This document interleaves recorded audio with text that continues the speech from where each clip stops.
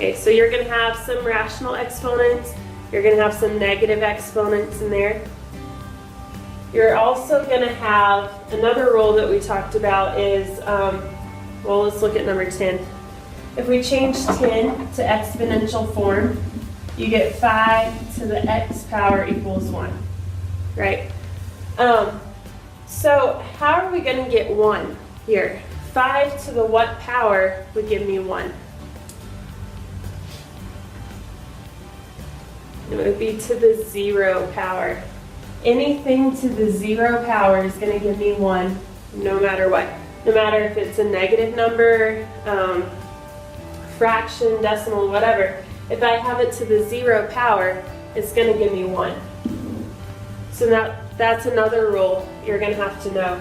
Anything to the 0 power gives you 1. Okay, let's keep going. Number 11, change to exponential form. So I'm going to have 5 to the x power equals 5 to the 8th power. Okay, so what would my x be? X equals 8. Okay, my bases are the same, so my exponents should be equal also. All right, number 12. 9 to the x power gives me 1/3. Okay, so those little hints that I was telling you about, my base is bigger than my answer. So somehow I'm going to have to get a smaller answer. And I can't do that by taking 9 squared. That's 81. 9 cubed, 9 to the 4th. It just gets bigger and bigger, right? So to get a smaller number, I'm going to have to take it to a fraction. I'm going to have a rational exponent. So that's one thing. The other thing is, you see how it's a fraction? My 3 is in the denominator, which means I'm going to have to make it flip. So it's going to be negative and it's going to be rational. So ask yourself, from 9, how would I get 3 using rational exponents? You can take the square root of 9. The square root of 9 is 3, right?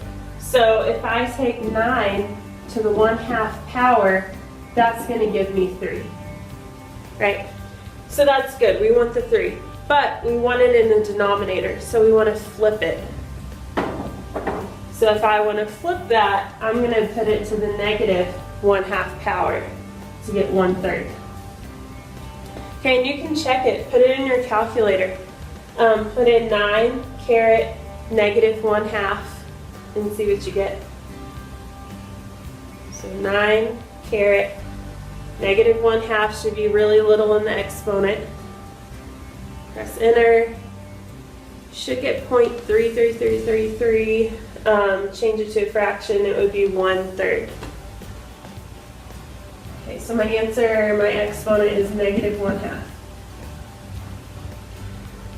All right, we're going to skip 13. Let's go on to 14. Change it to exponential.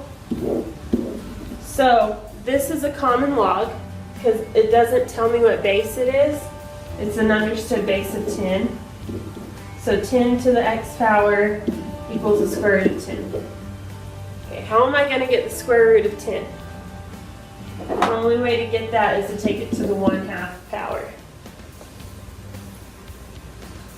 Okay, so you'll have to do some of these on your worksheet. You'll have some with negative, some with positive exponents, some with rational exponents, some with both. So keep these notes out because it will help you. If you need to rewatch the video, that'll help. And if you need to email me, go ahead and email me if y'all need help. Okay, the last part we're going to talk about is changing the base. So I had talked about how there is a button on your calculator for logs, but it's only for common logs, right? So if I have log base of 3, I can't put it in the calculator, but you can. You can if you change the base. So the formula is log base of b of n is the same thing as log of n divided by log of your base, b. Okay, so you can put this in your calculator. These are common logs. You can put in log of n divided by log of b and get an exact answer. You can also do the same thing with natural logs. Natural log of m divided by natural log of b, okay, to get an exact answer. Log and natural log, those are buttons in your calculator that you can use. So if you ever need an exact answer, but you have a weird base, you're going to have to change the base. So let's practice that. Let's look at 15 and 16. I know it says that we want to find the number that it's in between and say why we get what we get, but let's just find the answer, okay? We're going to round to 2 decimal places. I know it says thousandths. Just round to 2 decimal places. So we're going to take the log of 50 divided by the log of 2. Now, here's where I see a lot of mistakes. Whenever you press the log button on your calculator, it opens up a parentheses, right? Log, parentheses, and then you put in 50. You have to close the parentheses before you press the divided by sign, or else it won't give you the right answer. Okay? So log, parentheses, 50, close your parentheses, divided by log of 2. Okay, so go ahead and punch that in. Round to 2 decimal places.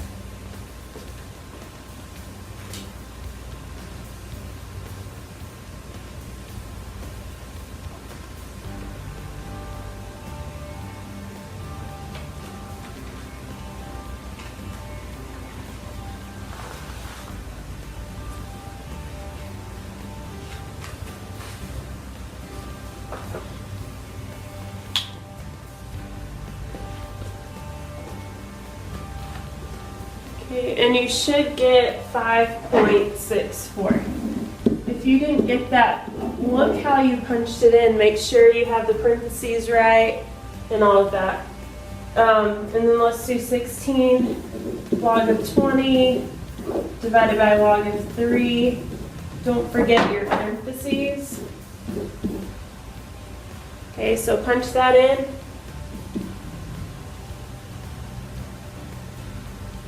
You should get 2.73.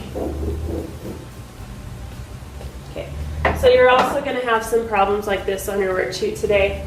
I want you to omit some problems. So on your notes somewhere, write these problems down that y'all are going to skip. Omit 28, 30, 35, 37, and 38.